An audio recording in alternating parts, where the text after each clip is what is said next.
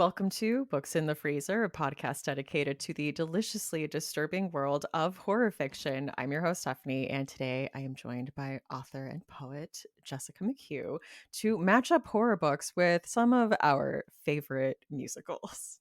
I'm so excited. Yay! I am so excited to have you here.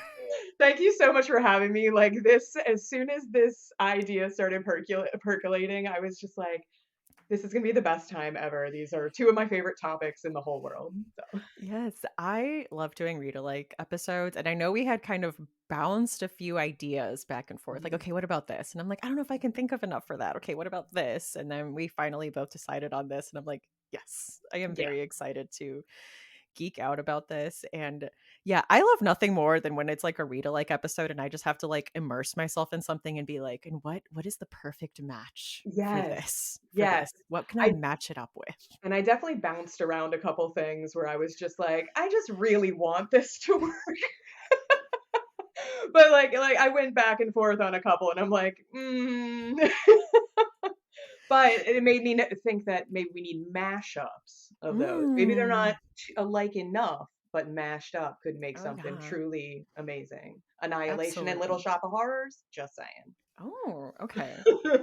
I am interested in this line of thinking, so I wanna hear more about this.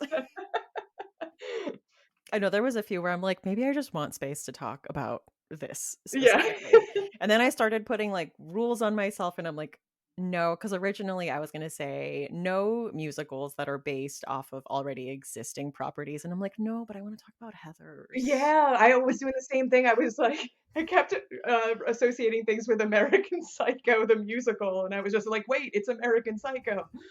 That's already a thing, yeah. Carrie, yeah. Yeah. But no rules. No Broadway rules. breaks all the rules anyway, Yeah. so This is let's Outback do it Steakhouse Broadway. rules. No rules, just right. No, that's right.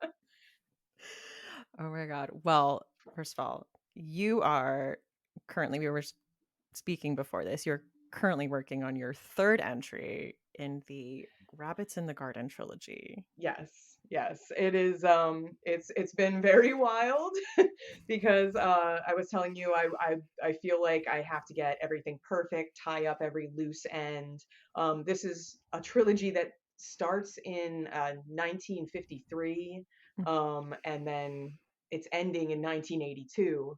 Oh wow. So there's there's a lot of ground to cover. There's a lot of loose ends to tie up, and I kind of when I was starting to write it was getting a little too bound up about that, just scared to make any mistakes.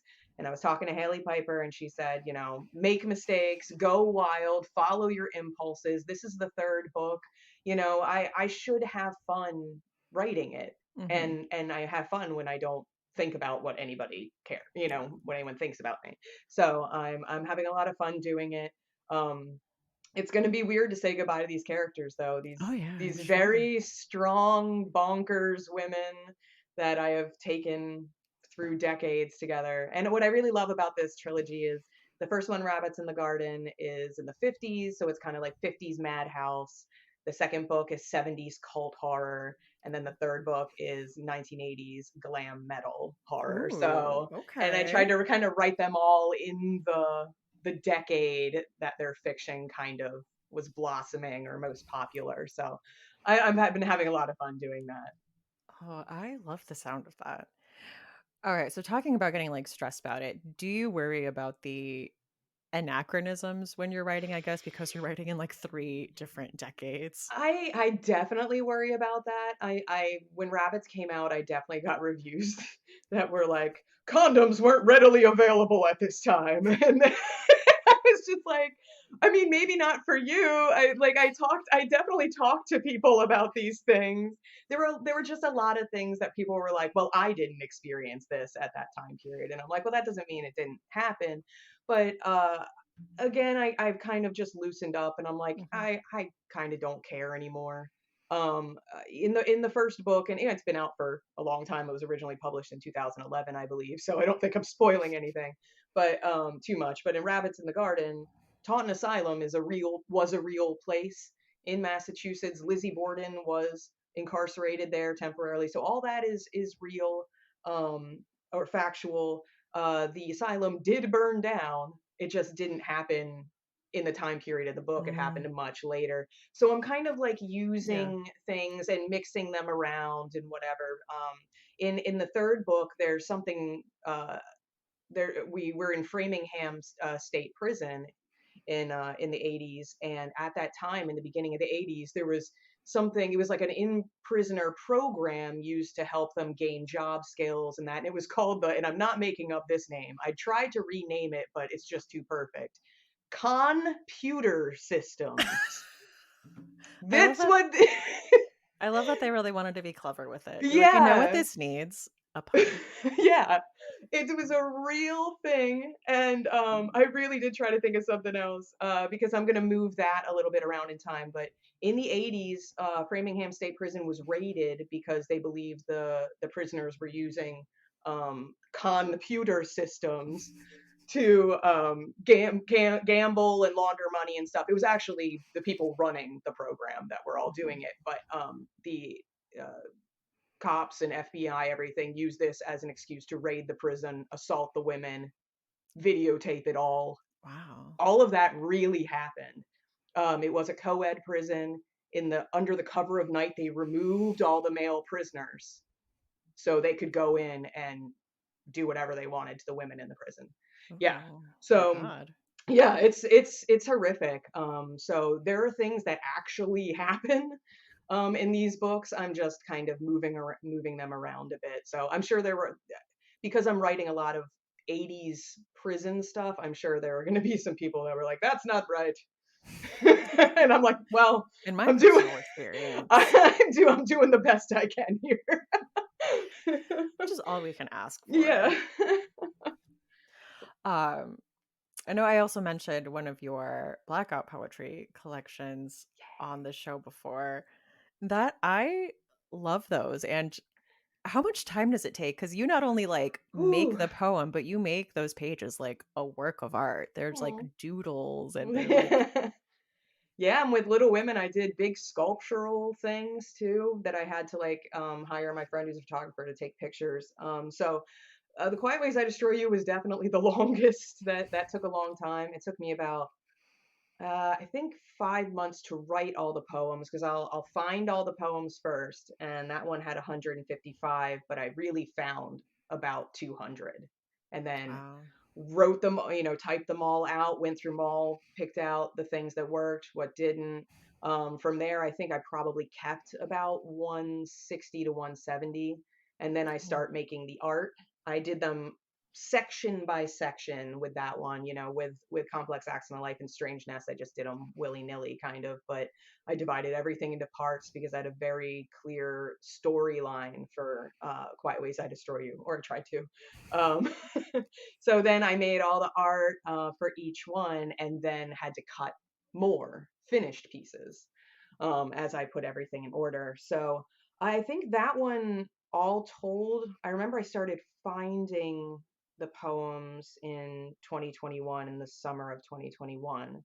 And then I think I started them in spring of 2022.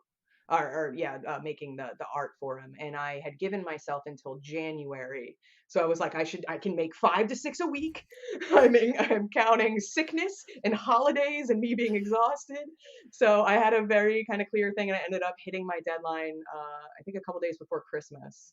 So it was like 6 months of work on just the art alone, and then we had to take all the pictures, had to put everything in order. So it was definitely over a year of work. That Wow. Strangeness took me. I wrote all the poems in the month that my brother passed away, because that Mm, collection was such a reflection of that event. So, and I think I did the art over the next 3 months. So that one was very quick, and well, yeah. I didn't plan it Yeah. at all, clearly. I know there was like a group of people at StokerCon that were like watching you, like you went in real time at the bar. Like we get to watch it Yeah, happen, watch the process in person. that was wild to me. Because I mean, yeah, it was so cool. And everyone just find one a next word, and then I'm like, okay, got it, and I read it, and everyone's like, oh my, yes, yes. That was a little bit of a confidence booster there for Nice. sure. That's I'm when I was sure. I was working on, yeah, my next collection, which is erotic horror inspired by Wuthering Ooh, Heights. I'm very excited about that. It's fun. I'm writing it in play format, so Ooh. all the poems are actual conversations between the characters, and Hmm. it's very a lot of like ghostly soliloquies and stuff like that. So it's gonna be fun. I think it's already way more challenging than anything before, but that's the game. Yeah, and that's what makes it fun. Well, going back to our theme of musical theater, what is your Hmm. relationship to the art, the genre of I musical it's theater? yeah, I it's always been in my life. My mom was a fan of musicals, so I we definitely watched a lot of The King and I, uh, I and love The King and I. yeah, The King and I, My Fair Lady. We liked a lot of Deborah Carr, and Deborah Carr sang in a lot of her movies. Well, it was Marnie Nixon was the ghost singer that did the Yeah. voice of Deborah Carr and Audrey Hepburn, and some of these other actresses. But Affair to Remember, they're singing in that, and I always love singing along with that. So she would take me to dinner theaters, and anytime there was like a musical, like a high school musical or something like that, we Mhm. would go to it. Like my Yeah, favorite yeah. or my first like theater experience was like a musical version of Dracula. Oh. So it was just kind of like singing, like, oh no, he's gonna get me. And I'm in the audience being like, can he? Um I remember the guy playing Dracula ran out in the audience and grabbed a girl and like rushed her away, and I was like, me. A volunteer's tribute. Yeah. But like I saw Little Shop of Horrors on stage when I was in middle school, and from that point on, I was like, I have to be Audrey in Little Shop of Horrors before like my musical theater career is through. And I got to be Audrey junior year, and it was the greatest. And I got eaten by the plant. That was just very uncomfortable though. You're But yeah, living the dream. yeah, no, it was the greatest time ever. I was also in show choir, so I did a lot of musical performances, and like we performed at Carnegie Hall in competitions and stuff like that. So I have always been a way too loud musical girl. I was telling you earlier, I'm like, I'm a fan. I did do choir in middle school. I was more my best friends were like Mhm. theater and choir people and I did swimming. But I've loved musicals for a long time. I think the first one I ever saw was the movie Annie was like my Uh-huh. Oh yeah, first sure. uh probably Definitely saw exposure. that very Yeah. early, Yeah. and I was like, "Why do I more identify with, like, the sleazy?" Miss Hannigan. Yeah, yeah. Oh, that it was another one I always wanted to play Oh, really that would be bad. so fun. Yeah, because I really don't like children, so I think it would be really authentic. My first, like, live performance, my dad took me to dinner theater and we saw My Fair Lady, and I was, like, Yes. 12, Oh, I and love that one do, so I love much. that. I mean, it's Henry Higgins. I mean, he's just the worst dude, but, like, man, you can't help but love him. Teach me things, sir. But, I mean, it was, that and, the only one that my mom didn't like that I used to watch all the time was Camelot. I Yeah? really liked Camelot because I like the King Arthur story, even though I never understood what the big deal with Lancelot. Like seriously, he comes in being like, "C'est moi, c'est moi." He's like, I'm the shit." No, you are not, sir. You are not the shit. Maybe that's why my mom didn't like it. She wasn't a Maybe. big fan of Chorus Line either, though. But Oh, you was know, it the, like, content or just, like, I'm not annoyed by sure. it? Maybe annoyed. Well, it was the only tape at my grandparents' house when I visited on Martha's Vineyard was Chorus Line and Dorf Does Golf. Hmm, And so I don't know why, because my grandparents don't seem like they would be into Chorus Line either. mhm. So I don't know why maybe it just existed. Like I traveled there from the Mhm. future and put it there for little Yeah. me to like You'll need this. This will spark something in you. Yeah, I don't know why it was there, but yeah, and then as I got older, we kind of differed, my mom Mhm. and I, on our musical tastes. But she always took Yeah. me. She continued to take me to musicals and plays and stuff. So I I love a chorus line. I think we yeah, talked about Dance 10 Looks 3. I think it's my yes, favorite song. it is so good. I got But to I sing it in karaoke once. Oh, that's awesome. I think I just love the idea of having to say tits and ass with musical theater intonation, being like Yes. tits And and ass. I bought myself a fancy bag. Yeah, and just like it's so like joyful and bubbly, Yes. but she's just like, my body was shit and I made it better and it's for me. Um like the confidence of it is just such Yeah. a wonderful song I and love it. just horrible for an 11-year-old to go around singing. So come see the wizard on Park and 73rd. Let's Yeah. go. So I know, as an author, what do you think about the way storytelling is done through song? I think there's strengths of building character through music. Yeah, I mean, I think that you got to get to the point a lot quicker, and there's a lot more honesty. Because I think in so many musicals, the character is like, they'll be like, and we're going through this, but who am I? Kind of looking off to the side, So there's lots of like little soliloquy moments Hmm. where, so I think that the strength is there, is that you're not sitting there just kind of like building anything. You're like Hmm. jumping right, right to it. So, Yeah, the characters are saying, "I want. yeah.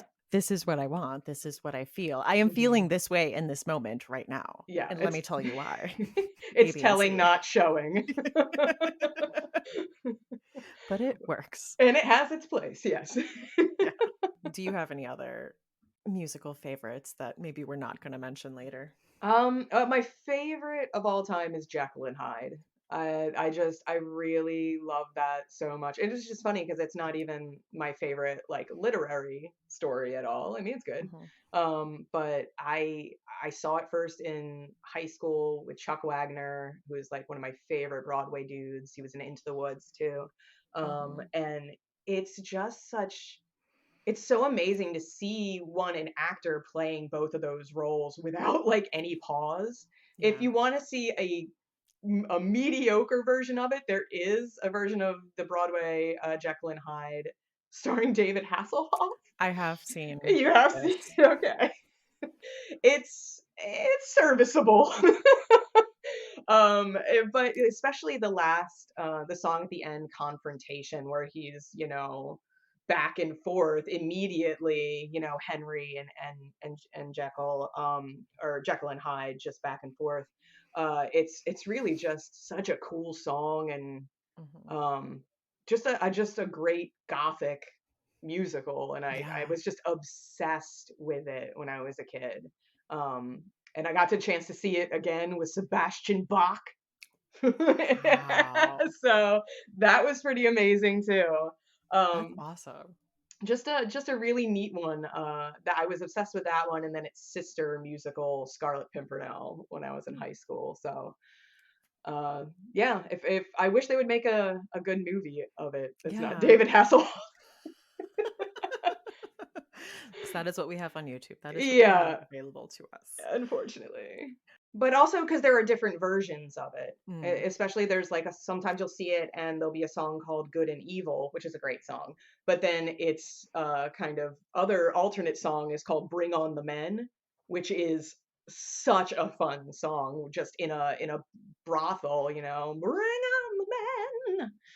And it's so fun. I did it in karaoke at Scares the Care like the other year. It was so fun. I love that. Oh my gosh, I remember going through a giant West Side Story phase. I Oh think I yeah. watched it every single day of my 7th grade year, and I It's was so obsessed with good. Rita Moreno. Oh yeah. Yeah, she's great. I mean, I thought it was so funny that for the longest time watching Twin Peaks, I had no idea that, you know, Riff and Tony are in Twin Peaks. I was like, what is happening?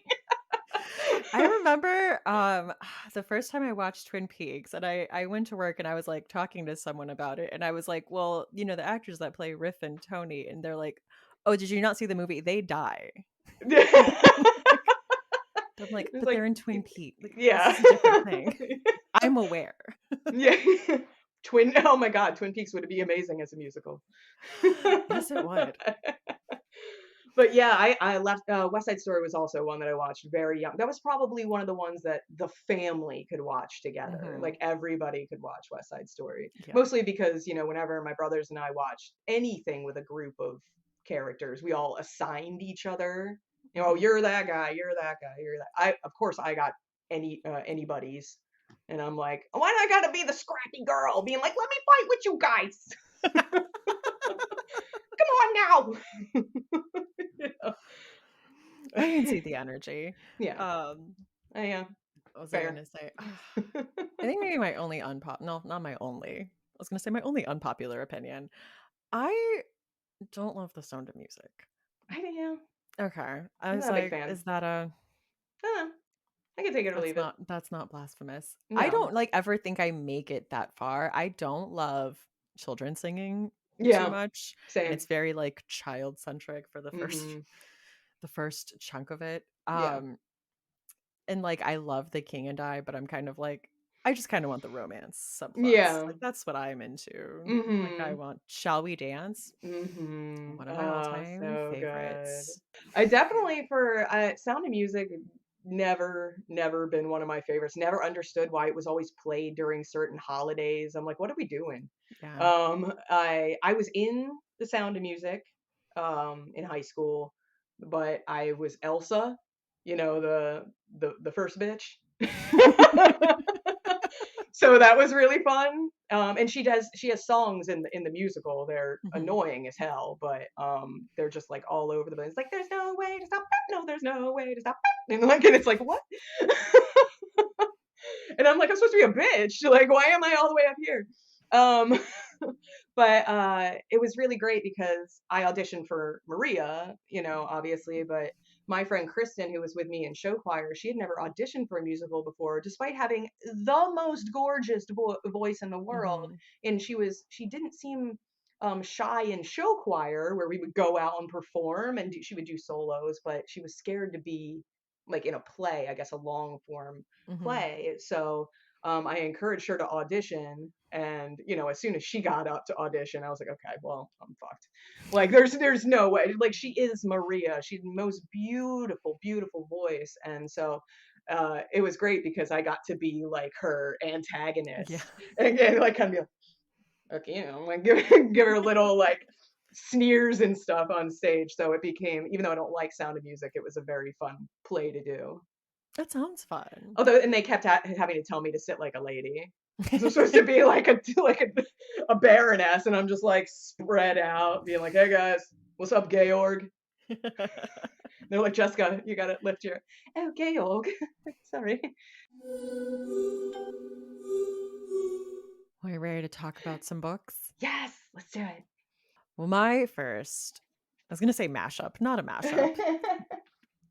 Read alike, a pick combination is Heather's. Yes. Um, that I wanted to talk about, and I am pairing that up with The Honeys by Ryan LaSala, which is a YA novel that came out, I believe, last year. Yeah, last year. Ooh. Uh, big similarity up top. I'm gonna say it is that both are titled for a group of girls, like a group of like popular, ethereal, kind of like girls, Mysterious girls. mysterious girls, the Heathers. They just float above it all. And they do. Fuck me gently with a chainsaw. The Honeys is about Mars, whose sister Caroline has died under suspicious circumstances. And he has kind of decided that he is going to look into what really happened. And part of that is going back to the camp, the summer camp that she was at, that they both used to go to as kids. But he left because he was just having a lot of issues there. He was gender fluid, and it was just like a tough fit. So he goes back and kind of has a plan.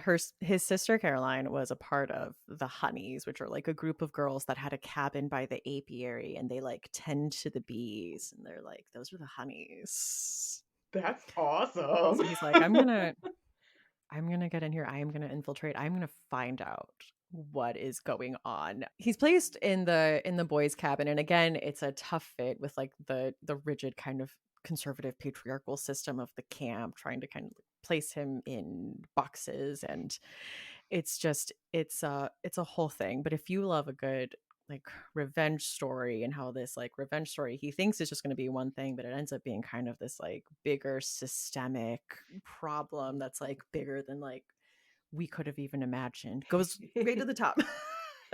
um I really recommend it. Vibe wise, different from Heather's. I'm like, Heather's, they do take revenge on people. I will say the vibe is different, but we are going with That sounds awesome. these are two properties about groups of girls.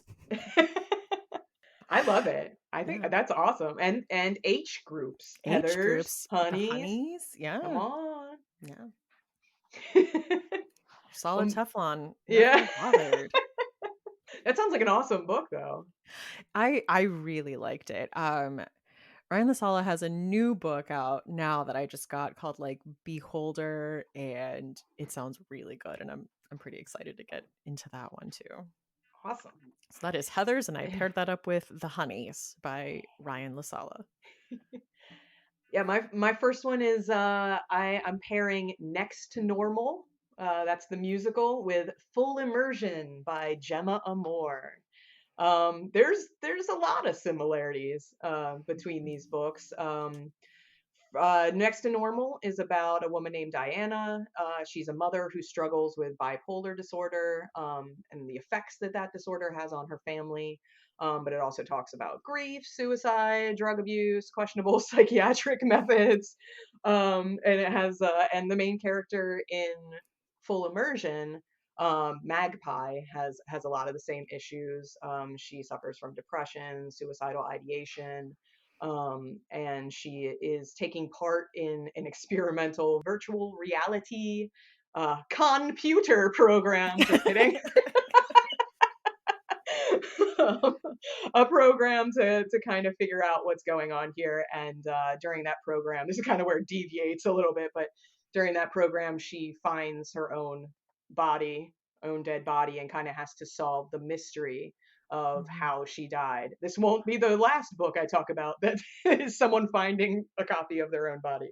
There was a big year for that. I was like, I love this as a theme. I Okay. know. I love it. I wish it was an entire genre. Um, so there are a lot of similarities here, especially when in Full Immersion we're kind of given these little bits where she's talking to a child. We don't really know what's going on there. Is the child alive or dead? Is it figment? All this kind Mhm. of stuff. In Next to Normal, the mother is literally hallucinating her son who has been Mhm. dead for years and years. The son has a lot of control over her in that way. Just even gets her to try to destroy herself and all these things. So, for stories about women who are going through it, so to speak, and really diving into their psyche. There's a song in Next to Normal called "Make Up Your Mind" that kind of felt like the scene in Full Immersion where she's walking around the gallery, kind of her memories. And it's, make up your mind to explore yourself. You have stories to tell. We'll search in your past for what sorrows may last, and make up your mind to be well. So it's kind of that theme. And also Full Immersion is awesome Yeah. and scary and Yeah. gross. It's emotional for Yeah, sure. They it's both, I mean, very both emotional. both things are emotional. There was definitely through the whole thing, I'm like, wheels turning, trying to figure out what's going on there. And then at the moment when it kind of comes together, I was just like, well, damn. And the ending is just so great. So, I love that as a pairing. mm. My next pairing involves small towns that get swept up when a charismatic figure rolls into town with dark intentions. Yes, I am talking about The Music Man and Needful Things by Stephen King. So perfect. Oh my I could God. have also thrown The Auctioneer in here. I think was Needful Things. things inspired by the auctioneer, like that was an Ooh, inspiration. I'm I sure don't somewhere. know. Anyway, I'm not sure at timelines and chronologically where that was there, but so Harold Hill and Leland Gaunt both sweep into the towns of River City, Iowa, and Castle Rock, Maine, respectively, and convince the residents that they have something that these people need. In the case of the Music Man, it is a River City Boys band. That's how it always starts. That's how it goes downhill.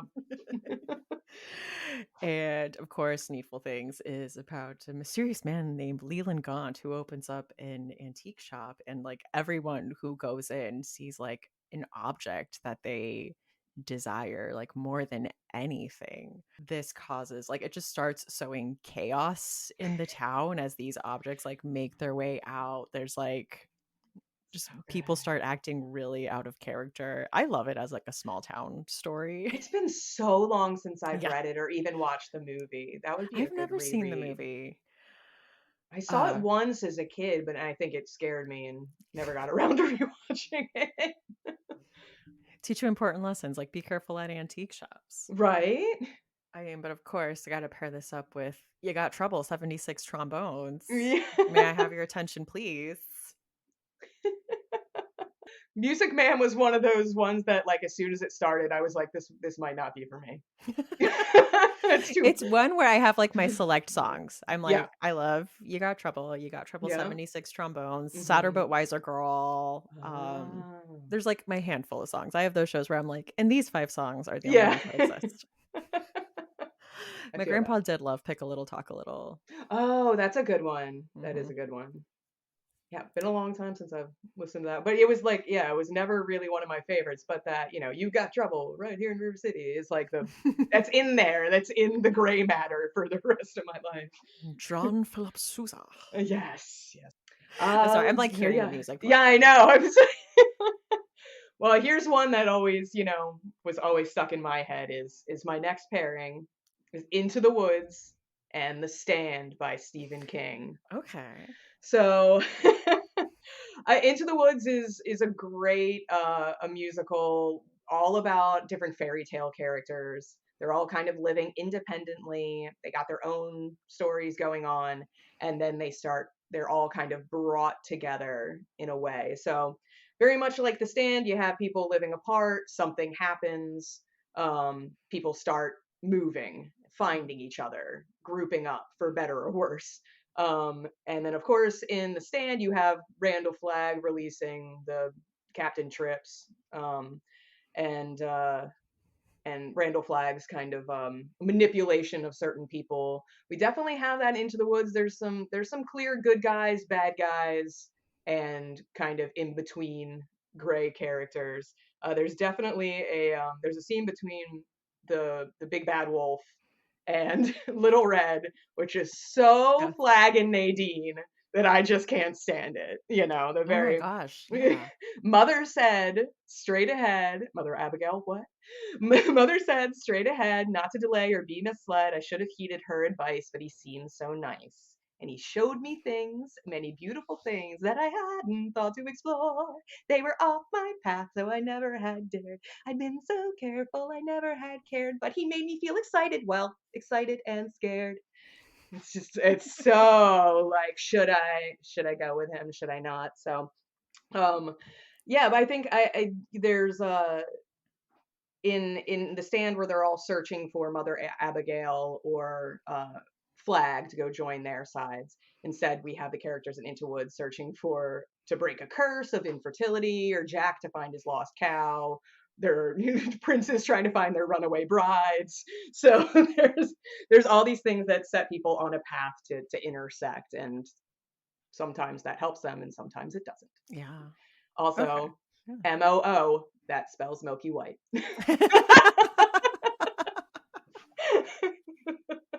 Could not help myself. You had to. It was right there. Yeah. Okay. My next pairing is about women singing slash writing about how they killed their partners. My favorite genre. Yeah. I'm talking Chicago and A Certain Hunger by Chelsea G. Summers. So yeah, a certain hunger is Dorothy Daniels, and she is in prison writing her memoir. She's currently like in prison for all the men she murdered in her life. Good for And she's her. just kind of very like, yeah, she used to be a food critic. She's very like matter of factly going through like, and this is why I did it. This is how I did it. Like I don't feel remorse about this. This is just like the facts about how it happened. Love that for her. Yeah, let's go, girls. Um, and of course, I had to do Chicago. Chicago, I saw the movie in theaters. I was young, and seeing women do silhouetted chair dances and talk about how they killed their husbands rewired my brain and entire personality, and I think really made me who I am today. I was like, this is a pivotal piece of media and moment Mhm. for Mhm. me, especially you, Catherine Zeta-Jones, you know. Yes. So good. She was the moment in the 90s. Like, Mhm. she was the it girl.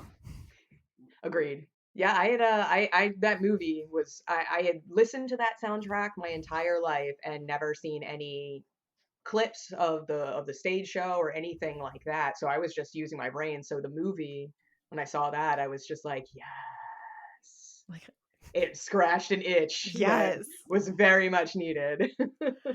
Yeah, I was obsessed. I remember in middle school we had some project about Greek gods and Greek mythology because that's, in the curriculum when you learn about that. And I remember for my project, I had our group do like sock puppet cell block tango to talk about like certain Yes. Greek mythology That's stories. beautiful. Because why wouldn't you? Of course, if you can cell block tango, always cell block tango. Agreed. Agreed. And I took this shotgun off the wall and I fired 2 warning shots right into his Into head. his head. Then he ran into my knife. He ran And into my knife like 10 10 times. times. You know, some men just can't hold their arsenic.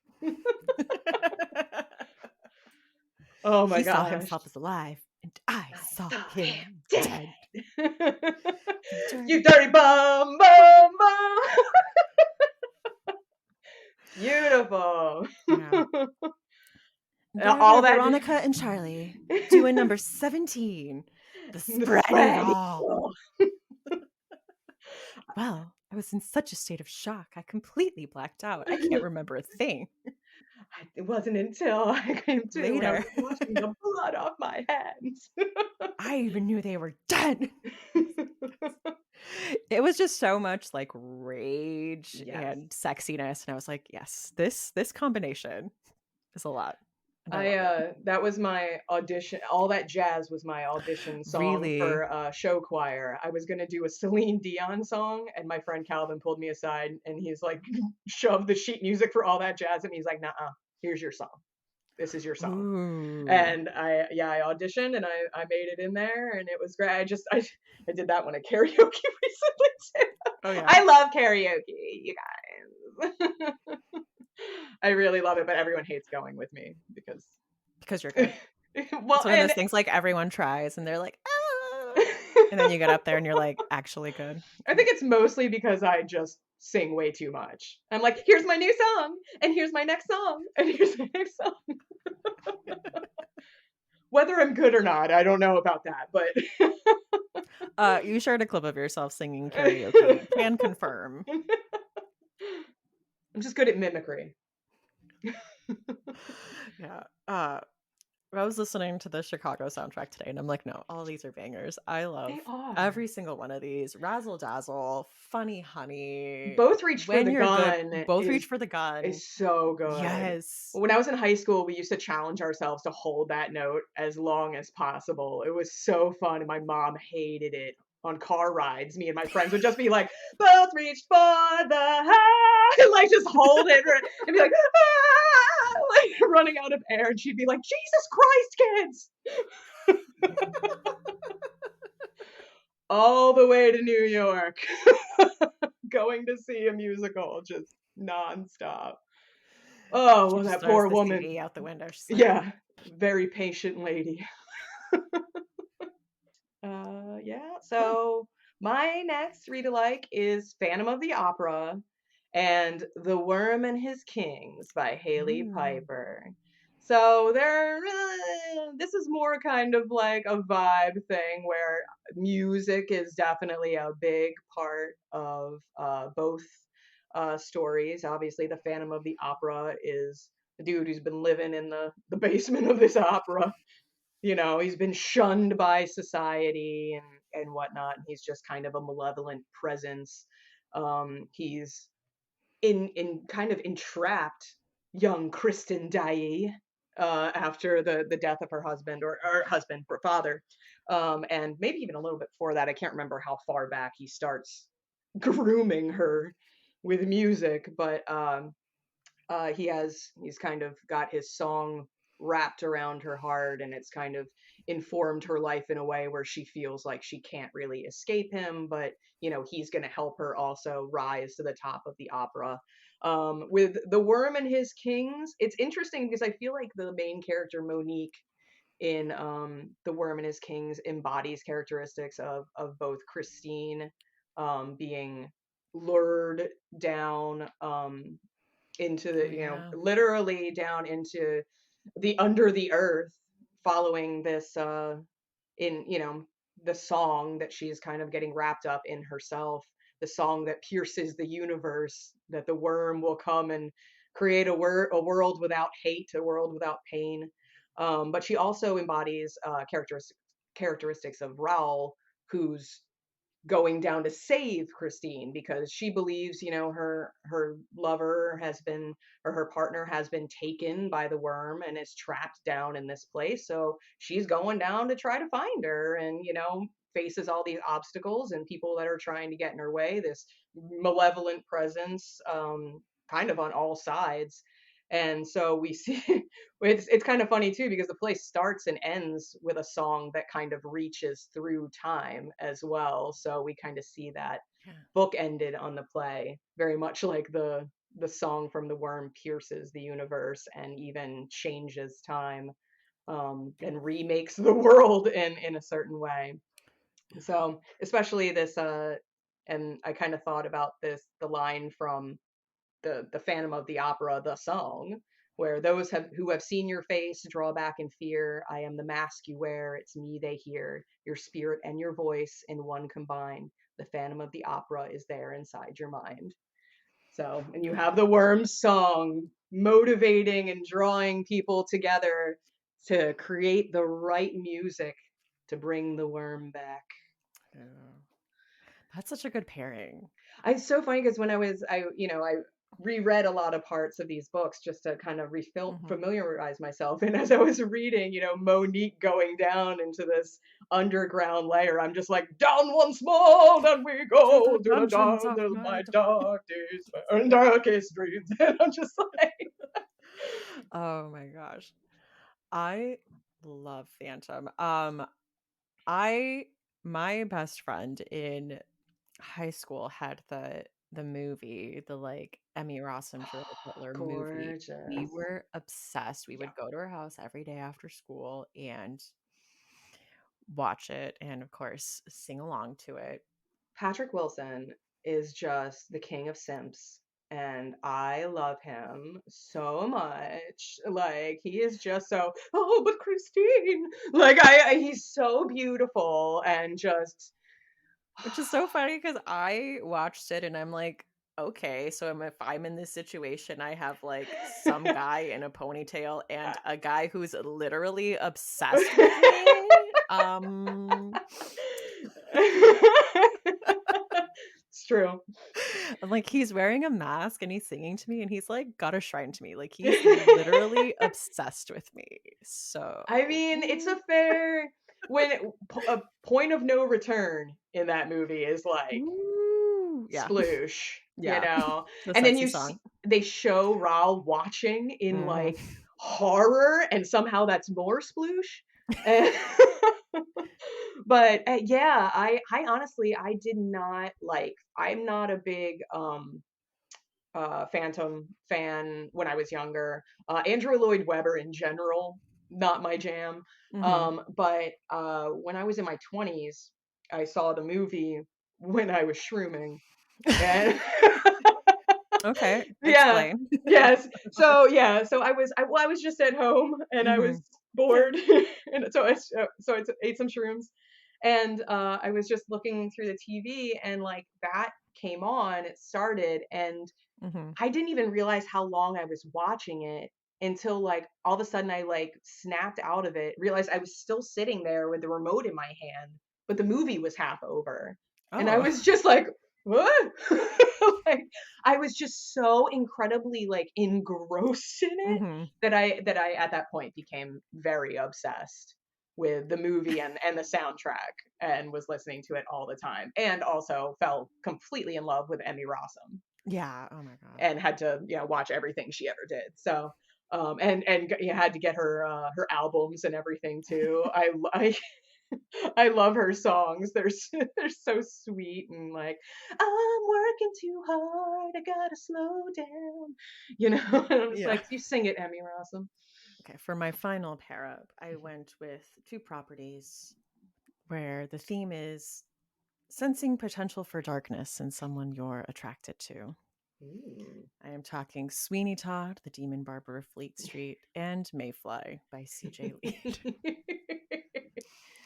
I knew Sweeney Todd had to be in here, and I know I could have gone so many cannibalism routes. There are so many cannibalism books, but I just kept going back to A Little Priest and that kind of like, do you get where I'm going? Yeah. Like, seems an awful The waste. priest.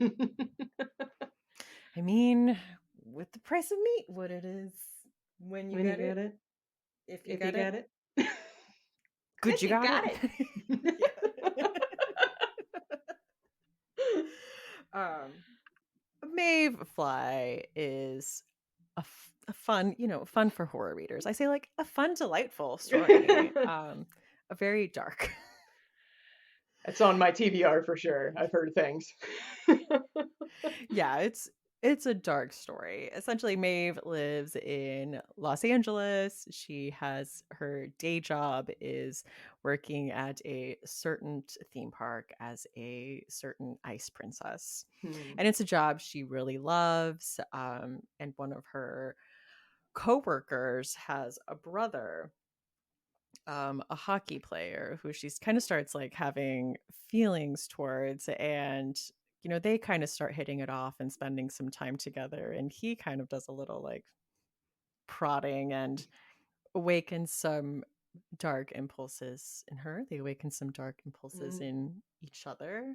I don't know, there's a lot of like different aspects of the book, but this is the one I wanted to focus on with the Sweeney Todd, like Mrs. Lovett Sweeney Todd pairing. Like, oh, are you? You want it? Me Yeah, too. what do you think? Right. Oh.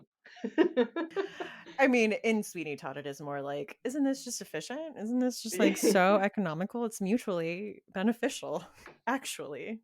You get what you want, I get what I want. It's a great system. You've heard the new like Josh Groban Sweeney Todd, right? Yes. Oh my gosh. Oh my gosh. I would love to see that. I would too. Well, I was talking to Nat Cassidy on it when he was on, and I was like, I remember watching the movie and being Mhm. like, like okay, but I was Yeah. like, oh, I understand Mrs. Lovett now. Yeah. I also, if I heard Josh Groban sing to Yes. me, I'd be like, "Wet wife, I don't know what you're talking about. Yeah. I heard Absolutely. stories, crazy. I don't know, wild. Whatever. So, what are you doing I don't know. tonight? That's so crazy. I don't know what happened to her. Want to go to the sea or By the scene, yeah. we would really love I it. was like, suddenly I understand Mrs. Lovett's character. I was just Yeah. kind of like, that's weird. I mean, you do you, I guess. Now Yeah. I'm like, no, that makes sense. Yeah, I kind of, I because understand. I'd seen Sweeney Todd uh on stage. Hmm. So I got it there because I was like, okay, that guy playing him He was is a hot Sweeney he Todd. was a snack, yeah. And then yeah, the movie came out and I'm like, I mean he's yeah, is Yeah. yeah. I mean, plot wise, I'm like, I'm into Yeah. this. I Yeah, like the yeah, I was like, I music, like but it. like, eh. It was it yeah, it wasn't as it didn't give me what I was expecting, what I was hoping for, that Mhm. really, like, obsession that I Mhm. should feel. Yeah. But yeah, I definitely still had the song stuck in my head for years after that Yeah. came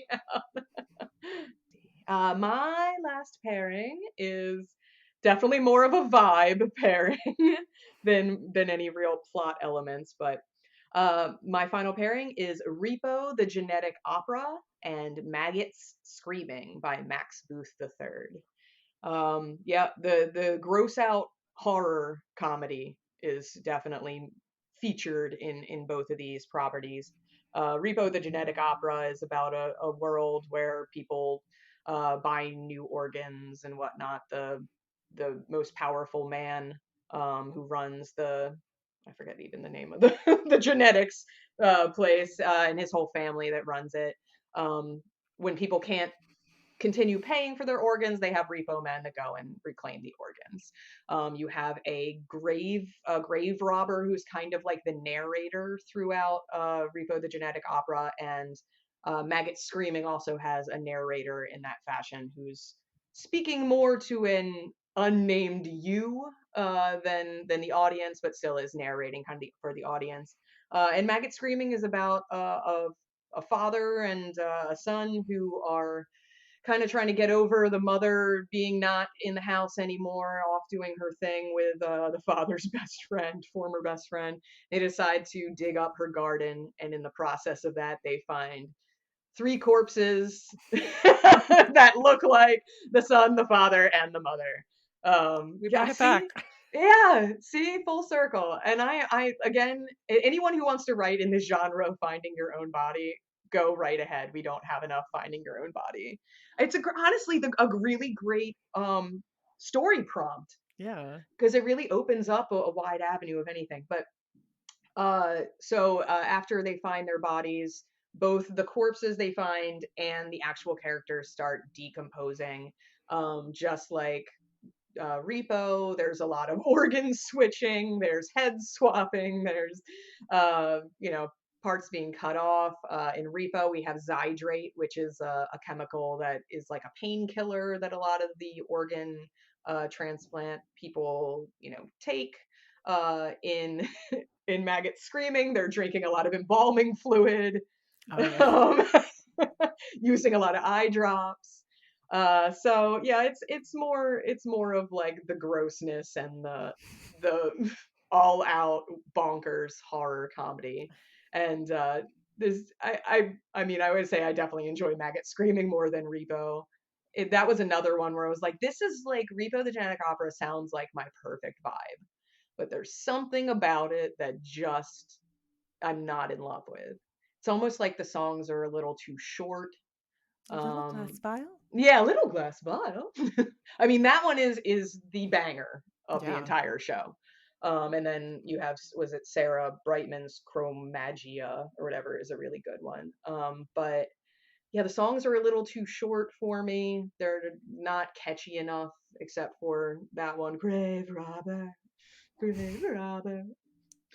Um, but yeah, Maggot Screaming, highly recommended if you can stand a lot of farting and Yeah, it's a lot of, like, gross out. yeah, you learn a lot about the decomposition process, though. Yeah. It's very informative. And they, There's like, a go to the body farm, yeah, the to get the body farm is seriously like one of the greatest things ever, and the leader, Dr. Wizenred or something, Wizenreed is the head of the body farm, and they're really funny character.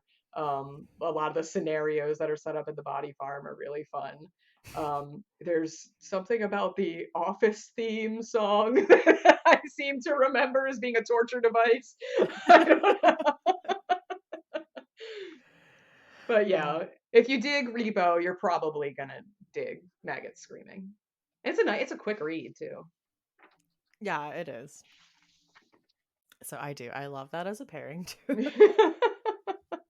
I know we tried to find something for a chorus line, Mhm.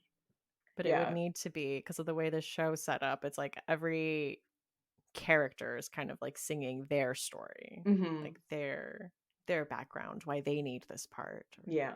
And I think maybe, yeah, the closest thing I can think of is Rules of Attraction, where Mhm. you will have alternating chapters of characters just talking about their wants, which is anything that all the characters in Rules of Attraction that they just want things.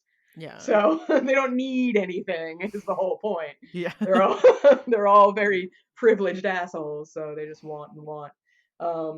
But and yeah, so maybe not as noble as Chorus Line.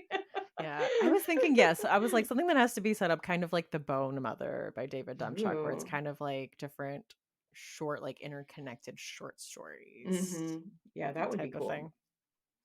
Also, I just want a horror version of a Chorus Line. I do too. Like the lottery or something. That would be so good. Like you go Yeah. through this small town, everyone talks about like, Everyone has to audition instead of taking a stone. let me tell you why I should not be the person this year. I simply have too much going on. Yeah. Gee, I hope I don't get it. I hope I don't Yeah. get it. Thank you. I didn't rehearse at all. Oh my gosh. Oh, I love that. Somebody write that down. Okay. Yeah. That was a golden We idea. need it. I keep seeing clips about that Scream jukebox musical that's in like Vegas or something. What? And they all sing like 90s songs. Like the characters Oh. from Scream, like Sydney has a song and they sing like Backstreet Boys and it's like That's Stu and that's the commercial I Billy. heard. I was in the Okay. shower and I was like, "What is going on?" I kept hearing like people singing like yeah, like Backstreet Boys and all these 90s songs and it was like together for the first time or something and I was like, "What is going on?" That's what it was. Yeah. I don't remember where it was. I said Vegas. I'm not actually sure. But I there have no is idea. a unlicensed Scream jukebox musical That sounds happening awesome. somewhere. And I keep seeing clips of it on TikTok and I'm really jealous of whoever actually gets to go see it. That's amazing. Dang. Yes, please Yeah. report back to us if you have Yeah. If you've seen it, if you've tell me all about it. seen it. All right. Well, one of the traditions on the show is to ask our guests for a chilling obsession. So, what is something Ooh. you've been enjoying lately? Ooh, I just finished my rewatch of Fall of the House of Usher. Ooh. Yes. You watched it twice already? Uh-huh, Oh, wow. yeah. Okay. So, and I last night I got to like the last 10 minutes and like it was dark. I'd finished writing, so I was really watching TV and my husband had fallen asleep and obviously I already watched the end and I was like, I am not I am not watching this end right now because the Madeline Usher death is probably one of the scariest things I've seen in my entire life. Like that rocked me to my core. It's like a scary thing. And last night I was like, I'm not doing it because I know that bitch is gonna be in my hallway. She gonna be creeping up the end of my bed. So I finished it up this morning and I really really liked it a lot. Oh, yeah. I know I've seen mixed reviews, but Yeah.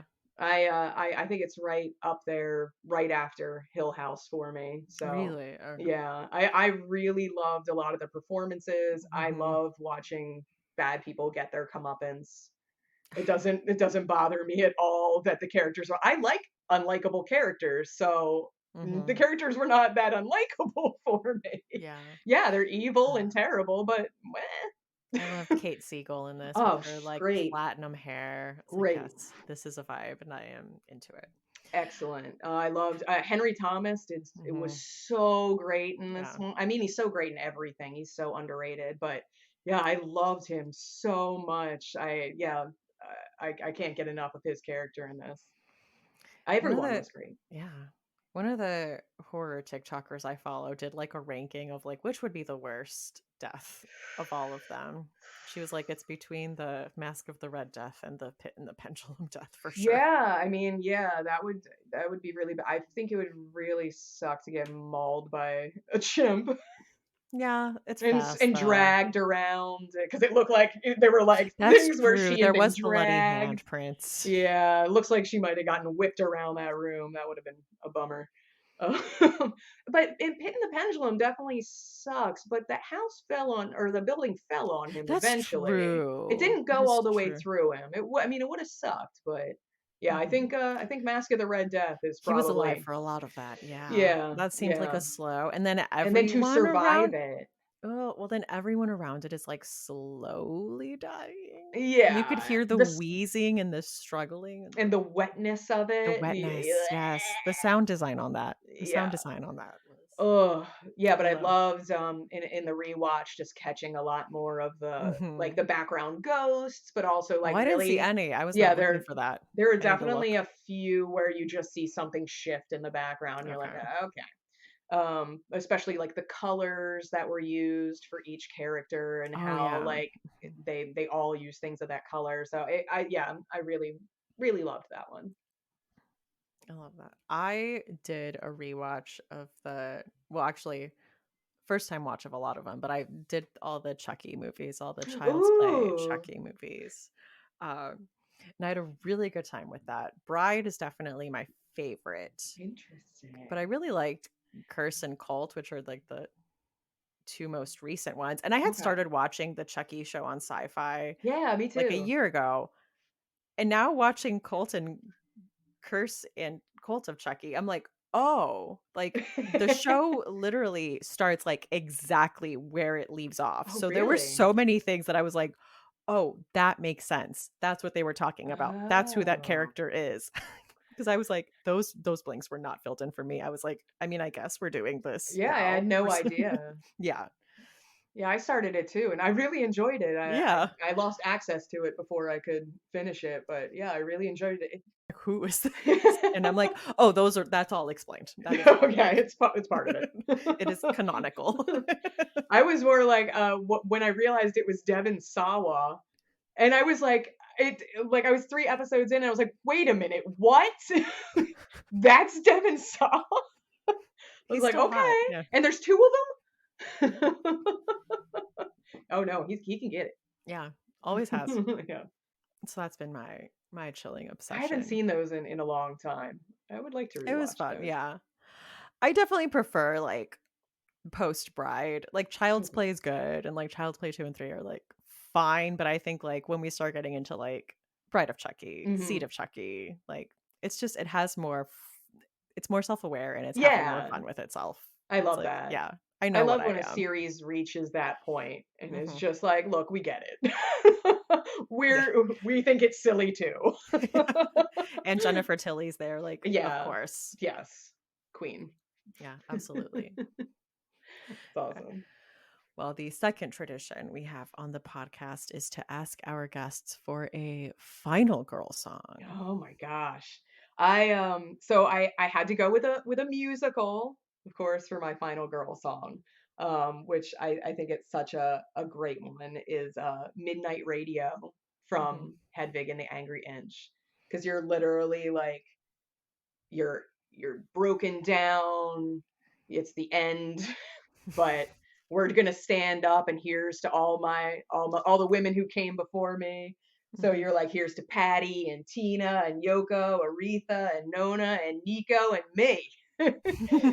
And all the strange rock and rollers, you're doing all right. We've got to hold on to each other. Just hold on tonight. So it's like a great like end of end Yeah. final girl standing up with her sisters behind her, being like, we're gonna hold on tonight. Yeah.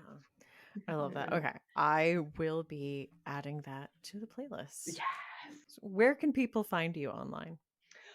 You can find me pretty much most likely on any like social media account, like Instagram, Twitter. Well, I'm not really on. It's not even Yeah, I'm Twitter like, I'm anymore. not I on don't know. all You of can it. find me there, man. Blue Sky, Threads. It's all at the Jess McHugh. TikTok as well at the Jess McHugh. My website is mchuniverse.com. So MCHUGHNIVERSE.com. I had to make it a song just so I could Yeah. remember. Um, there's not a whole lot of getting in touch with me there. I have books and stuff. You can commission blackout poems. I do blackout commissions from on hand books, but I can also go and buy books. It's really fun because a lot of times people will give me like children's books and be like, Yeah. make it as horrifying as possible, and I love doing that. That's Oh, that's great. awesome. Yeah, it's so much fun. And Yeah, so I'm there. I'm at on the places. All of the places. All I of the feel this. places. Just yeah, any We say point you can tiredly, just like, everywhere. I just you can find me. Probably the hardest place to find me is on Facebook because I just hate checking I do too. it. That's my least favorite for Yeah. sure. If you send me a Facebook message, I might never ever get to it because I see Yeah. that pop up and I'm just like annoyed immediately. It's the only one though. Like Instagram, I'll get you. Like, Yeah. you know, Mhm. TikTok, I'll get you, but Facebook, I'm like, eh. Oh, I know. Now I hardly check Twitter now too. Like Yeah. Twitter's been sending me emails. They're like, "You have notifications. Please come to our site. Please come check your All of notifications. my We miss you." notifications are like, this person posted an update. I And know. I'm And like, I go and I'm like, "That's why I'm here. Get out of yeah, here. I'm like, that's Don't not talk to me." relevant. Do not perceive of me. Gross. My God. Well, thank you so much for coming on here and Yeah, talking to me about books and musicals. yeah, thank you so much for having me. This was so much fun. I It seriously need was. to listen to musicals for the rest of the day. That's what I'm going to be doing for sure. Books in the Freezer is a bi weekly podcast. We post episodes every other Tuesday. You can find us on Instagram, Threads, and TikTok at Books in the Freezer. We're also on Blue Sky. I am on Twitter as Books Freezer Pod, but I'm really not spending a lot of time there at all. So if you really need to get in touch with me, that's probably not the place to do it.